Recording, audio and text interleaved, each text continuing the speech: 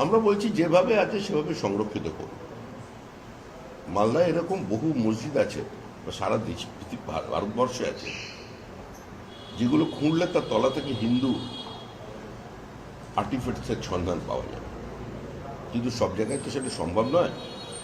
আমরা বলছি আদিনা মস্ক বা রায়গঞ্জে যেগুলো আছে, ইয়েলো মস্ক, হোয়াইট মস্ক আছে, এই সবগুলোর ওপরে সরকারি নজরদারি থাকুক, তীক্ষ্ণ নজরদারি থাকুক, এবং তার ভিতরে যা যা দৃশ্যমানতায় আছে মানুষ, যেমন আদিনা মস্ক বলে যেটা বলছেন, যেটা আদিনাথের মন্দির বলে মানুষ বিশ্বাস করেন, মালদার মানুষও, তো সেখানে যে জনিপীঠ আছে, সেখানে যে অন্য মূর্তিগুলো আছে, বাইরে স্বস্তিক চিহ্ন আছে, গণেশের মূর্তি আছে, সেখানে বছরে একটা দিন গিয়ে নিয়ম করে পাথর মারা, এটা বন্ধ হোক, এবং সরকার সেটাকে বন্ধ করবে, এবং সেটা যে অবস্থাতেই আছে সে অবস্থাতেই মর্যাদা সহকারে সংরক্ষিত করবে।